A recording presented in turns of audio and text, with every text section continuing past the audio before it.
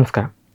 ഭാരതത്തിൻ്റെ അവിഭാജ്യ ഘടകമായ ജമ്മു കാശ്മീരിൻ്റെ ഭൂമിശാസ്ത്രപരമായ അതിരുകളെയും പരമാധികാരത്തെയും തെറ്റായി ചിത്രീകരിക്കാനുള്ള ഏതൊരു ശ്രമത്തെയും ഭാരതം എത്രത്തോളം ഗൗരവത്തോടെ വീക്ഷിക്കുന്നത് എന്ന് തെളിയിക്കുന്നതാണ് ബംഗ്ലാദേശിലെ ധാക്കയിൽ അരങ്ങേറിയ സമീപകാല സംഭവം. അന്താരാഷ്ട്ര വേദികളിൽ ഭാരതത്തിൻ്റെ ഓരോ ഔദ്യോഗിക പ്രതിനിധിയും പുലർത്തേണ്ട അത്യുന്നതമായ നയതന്ത്ര ജാഗ്രതയുടെയും രാജ്യസ്നേഹത്തിൻ്റെയും ഉത്തമ ഉദാഹരണമായി ഈ സംഭവം ചരിത്രത്തിൽ രേഖപ്പെടുത്തും. Bangladesh institute of international and strategic studies സംഘടിപ്പിച്ച സാർക്ക് സഖ്യത്തിൻ്റെ പുനരുജ്ജീവനത്തെക്കുറിച്ചുള്ള ഒരു സെമിനാറിലാണ് ഇന്ത്യയുടെ അതിർത്തികളെ തെറ്റായി ചിത്രീകരിച്ച ഭൂപടത്തിനെതിരെ യുവ നയതന്ത്രജ്ഞ പരസ്യമായി രംഗത്ത് വന്നത്. ഇത് വെറുമൊരു തിരുത്തൽ മാത്രമായിരുന്നില്ല, മറിച്ച് ജമ്മു കാശ്മീർ ഇന്ത്യയുടെ അവിഭാജ്യവും മാറ്റിവെക്കാൻ സാധിക്കാത്തതുമായ ഭാഗമാണെന്ന ദില്ലിയുടെ ദൃഢമായ പ്രഖ്യാപനത്തിൻ്റെ ആവർത്തനമായിരുന്നു. ബംഗ്ലാദേശിലെ ഇന്ത്യൻ ഹൈക്കമ്മീഷനിലെ സെക്കൻഡ് സെക്രട്ടറി പൂജകുമാരി ഝാ ആണ് ഇന്ത്യയുടെ പരമാധികാരത്തിന് നേരെ ഉയർന്ന ഈ വീഴ്ചയെ കൃത്യസമയത്ത് ചോദ്യം ചെയ്തത്. ഇന്ത്യയിലെ മുൻ ബംഗ്ലാദേശ് ഹൈക്കമ്മീഷണർ അഹമ്മദ് താരിഖ് കരീം തൻ്റെ പ്രബന്ധം അവതരിപ്പിക്കുന്നതിനിടയിലാണ് വിവാദ ഭൂപടം സ്ക്രീനിൽ പ്രദർശിപ്പിച്ചത്. ഇതിൽ ജമ്മു കാശ്മീരിൻ്റെ അതിരുകൾ തെറ്റായ രീതിയിലാണ് രേഖപ്പെടുത്തിയിരുന്നത്. ഈ അപാകത ശ്രദ്ധയിൽപ്പെട്ട ഉടൻ തന്നെ പൂജകുമാരി പ്രസംഗം തടസ്സപ്പെടുത്തുകയും ഭാരതത്തിൻ്റെ അതിർത്തികൾ തെറ്റായിട്ടാണ് ഭൂപടത്തിൽ നൽകിയിരിക്കുന്നതെന്ന് ചൂണ്ടിക്കാണിക്കുകയും ചെയ്തു. ജമ്മു കാശ്മീർ ഇന്ത്യയുടെ സ്വന്തം ഭൂപ്രദേശമാണെന്ന വസ്തുത അവർ സദസ്സിനെ ശക്തമായി ബോധ്യപ്പെടുത്തി.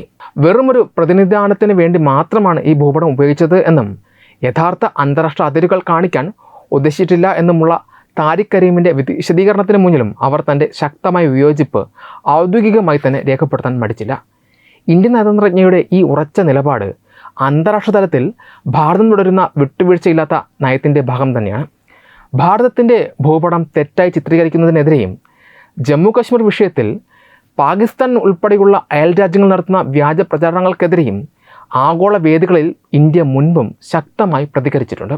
ഐക്യരാഷ്ട്രസഭയുടെ പൊതുസഭയിൽ കശ്മീർ വിഷയം ഉന്നയിക്കാൻ ശ്രമിച്ച പാകിസ്ഥാന് ഇന്ത്യയുടെ സ്ഥിരം പ്രതിനിധി പി ഹരീഷ് നൽകിയ മറുപടിയും ഇതിന് സമാനമായിരുന്നു.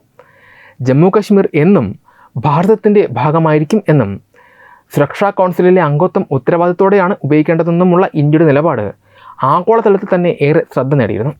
മേഖലാ സഹകരണവും കൊളോണിയൽ ഭരണത്തിൻ്റെ സ്വാധീനവും ചർച്ച ചെയ്യേണ്ടിയിരുന്ന ഒരു സെമിനാറിലാണ് അതിർത്തികളെക്കുറിച്ചുള്ള ഈ തെറ്റായ ചിത്രീകരണം ഉണ്ടായത്. ദക്ഷിണേഷ്യൻ രാജ്യങ്ങൾ കൊളോണിയൽ ഭരണത്തിൽ നിന്ന് സ്വാതന്ത്ര്യം നേടിയപ്പോൾ അതിർത്തികളെക്കുറിച്ചും പരമാധികാരത്തെക്കുറിച്ചുമുള്ള സങ്കീർണമായ ചിന്താഗതികളും പാരമ്പര്യമായി ലഭിച്ചുവെന്നാണ് സെമിനാറിലെ മുഖ്യ പ്രഭാഷകൻ വാദിച്ചത്. കൊളോണിയൽ ഭരണം വെറുമൊരു അതിർത്തി നിർണയം മാത്രമല്ല നടത്തിയത് എന്നും മറിച്ച് സുരക്ഷയെ പ്രവശ്യ നിയന്ത്രണത്തിലൂടെ മാത്രം കാണുന്ന രീതിയിലേക്ക് ഇവിടുത്തെ ഭരണാധികാരികളുടെ ചിന്താഗതികളെ മാറ്റിയെന്നും അയാൾ അഭിപ്രായപ്പെട്ടു. ചരിത്രപരമായ ഇത്തരം വലിയ ചർച്ചകൾ നടക്കുമ്പോഴും തങ്ങളുടെ രാജ്യത്തിൻ്റെ ഭൂപ്രദേശത്തെ തെറ്റായി കാണിക്കുന്നത് ചെറുക്കേണ്ടത് ഓരോ നയതന്ത്രജ്ഞൻ്റെയും പ്രഥമ കർത്തവ്യമാണെന്ന് തെളിയിക്കുന്നതാണ് ഇവിടെ ഭാരതത്തിൻ്റെ പ്രതിനിധി ചെയ്തത്. സമൂഹ മാധ്യമങ്ങളിലും നയതന്ത്ര വൃത്തങ്ങളിലും വലിയ രീതിയിലുള്ള പ്രശംസയാണ് യുവ നയതന്ത്രജ്ഞയ്ക്ക് ഇപ്പോൾ ലഭിച്ചുകൊണ്ടിരിക്കുന്നത്.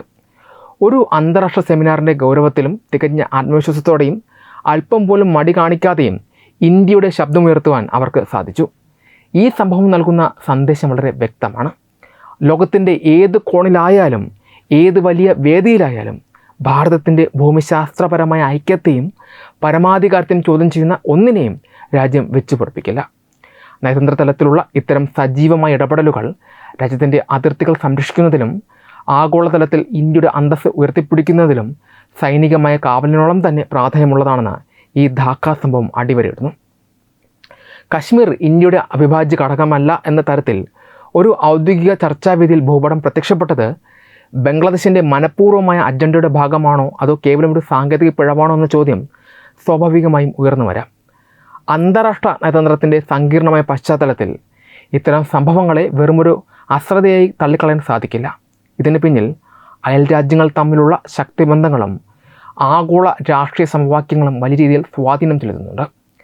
ബംഗ്ലാദേശ് പോലുള്ള ഒരു രാജ്യം ഭാരതവുമായുള്ള തന്ത്രപ്രധാനമായ സൗഹൃദം നിലനിർത്താൻ ആഗ്രഹിക്കുമ്പോൾ തന്നെ ഇത്തരം ഭൂപട വിവാദങ്ങൾ ഉണ്ടാകുന്നത് കൃത്യമായ ചില നയതന്ത്ര സമ്മർദ്ദങ്ങളുടെ പശ്ചാത്തലത്തിലാണ്. ദക്ഷിണേഷ്യൻ രാഷ്ട്രീയത്തിൽ ചൈനയും പാകിസ്ഥാനും ചെലുത്തുന്ന സ്വാധീനം ഇതിൽ ഒരു പ്രധാന ഘടകമായി വർത്തിക്കുന്നുണ്ടാകാം. അന്താരാഷ്ട്ര വേദികളിൽ ഭാരതത്തിൻ്റെ പരമാധികാരത്തെ പരോക്ഷമായി ചോദ്യം ചെയ്യുന്നതിലൂടെ ആഗോളതലത്തിൽ കശ്മീർ വിഷയം സജീവമായി നിലനിർത്തുക എന്നത് ഇന്ത്യയുടെ ചില വിരുദ്ധ ചേരികളുടെ നിരന്തരമായ ആവശ്യമാണ്. സെമിനാറുകൾ സംഘടിപ്പിക്കുന്ന സ്വയംഭരണ സ്ഥാപനങ്ങൾ ചൈനീസ് അല്ലെങ്കിൽ പാശ്ചാത്യ ധനസഹായത്തോടെയോ അവരുടെ ഭൂപട മാനദണ്ഡങ്ങൾ പിന്തുടർന്നോ ആകാം ഇത്തരം ചിത്രീകരണങ്ങൾ നടത്തുന്നത്. ഭാരതത്തെ സമ്മർദ്ദത്തിലാക്കാനും ദക്ഷിണേഷ്യയിലെ പ്രാദേശിക സമവാക്യങ്ങളിൽ തങ്ങളുടെ മേൽക്കൈ ഉറപ്പിക്കാനും ചില നിക്ഷിപ്ത താൽപ്പര്യക്കാർ ബംഗ്ലാദേശിലെ വേദികളെ ഒരു മാധ്യമമാക്കാൻ ശ്രമിക്കുന്നു എന്ന അജണ്ട ഇതിന് പിന്നിൽ വായിച്ചെടുക്കാനാവുന്നതാണ്. കൊളോണിയൽ ഭരണകാലത്ത് സാമ്രാജ്യത്വ ശക്തികൾ മനഃപൂർവ്വം സൃഷ്ടിച്ചു പോയ അതിർത്തി തർക്കങ്ങളെ ആധുനിക കാലത്തും രാഷ്ട്രീയ ലാഭത്തിനായി ഉപയോഗിക്കുന്ന നയമാണ് പല വിദേശ ശക്തികളും പുലർത്തുന്നത്. ദക്ഷിണേഷ്യയിലെ ഏറ്റവും വലിയ സാമ്പത്തിക സൈനിക ശക്തിയായ ഭാരതത്തിൻ്റെ വളർച്ചയെ തടഞ്ഞു നിർത്താൻ അയൽ രാജ്യങ്ങൾ ഉപയോഗിച്ച് അതിർത്തി പ്രതിസന്ധികൾ നിരന്തരം സൃഷ്ടിക്കുക എന്നത് ഒരു തന്ത്രമാണ്. ധാക്കയിലെ സെമിനാറിൽ ഭൂപടം അവതരിപ്പിച്ച മുൻ നയതന്ത്രജ്ഞൻ ഇത് കേവലം പ്രാതിനിധ്യ സ്വഭാവമുള്ളതാണെന്ന് പറഞ്ഞു ഒഴിഞ്ഞു മാറാൻ ശ്രമിച്ചെങ്കിലും കശ്മീരിനെ തർക്കപ്രദേശമായി ആഗോള പൊതുബോധത്തിൽ നിലനിർത്താനുള്ള വലിയൊരു അജണ്ടയുടെ ഭാഗമായി ഇതിനെ കാണേണ്ടതുണ്ട്. ബംഗ്ലാദേശിലെ ചില രാഷ്ട്രീയ വൃത്തങ്ങൾക്കോ ഉദ്യോഗസ്ഥ മേധാവിത്വത്തിനോ ഭാരതവിരുദ്ധ ചേരികളോട് പുലർത്തുന്ന മൃദു സമീപനവും ഇത്തരം വീഴ്ചകൾക്ക് പിന്നിലെ നിഗൂഢമായ കാരണങ്ങളാകാം. ഇത്തരം ആസൂത്രിത നീക്കങ്ങളെയും അജണ്ടകളെയും പ്രതിരോധിക്കാൻ ഭാരതം പുലർത്തുന്ന നയതന്ത്ര ജാഗ്രത വളരെ ശക്തമാണ്. ധാക്കയിൽ ഇന്ത്യൻ പ്രതിനിധി നടത്തിയ തൽക്ഷണ ഇടപെടൽ ഇത്തരം അജണ്ടകളുടെ വേരറുക്കാൻ സഹായിക്കുന്നതായിരുന്നു. ഭാരതത്തിൻ്റെ അതിർത്തികളെ തെറ്റായി ചിത്രീകരിക്കുന്നത് എവിടെയായാലും അത് ചോദ്യം ചെയ്യപ്പെടുമെന്ന വ്യക്തമായ സന്ദേശമാണ് ദില്ലി ഇതിലൂടെ നൽകിയത്. അന്താരാഷ്ട്ര തലത്തിൽ ഇത്തരം തെറ്റായ ഭൂപടങ്ങൾ നിർബാധം അനുവദിച്ചാൽ അത് പരോക്ഷമായി എതിർചേരികളുടെ വാദങ്ങൾക്ക് നിയമസാധുത നൽകുന്നതിന് തുല്യമാകും. അതിനാൽ തന്നെ അയൽ രാജ്യങ്ങളുടെ ഭാഗത്തുനിന്നുണ്ടാകുന്ന ഇത്തരം ചെറിയ നീക്കങ്ങളെപ്പോലും കൃത്യമായ അജണ്ടയായി കണ്ട് നയതന്ത്ര തലത്തിൽ ശക്തമായി പ്രതിരോധിക്കുക എന്നത് ഭാരതത്തിൻ്റെ പരമാധികാര സംരക്ഷണത്തിന് അത്യന്താപേക്ഷിതമാണ്. ഈ വീഡിയോയെക്കുറിച്ചുള്ള നിങ്ങളുടെ അഭിപ്രായങ്ങൾ കമൻറ്റുകളെ രേഖപ്പെടുത്തൂ. വീഡിയോ ഇഷ്ടമായാൽ ലൈക്ക് ചെയ്യൂ, ഷെയർ ചെയ്യൂ. കൂടുതൽ വാർത്തകൾക്കായി ഞങ്ങളുടെ ചാനൽ സബ്സ്ക്രൈബ് ചെയ്യൂ. വെബ് ഡെസ്ക് തത്വമൈ ന്യൂസ്.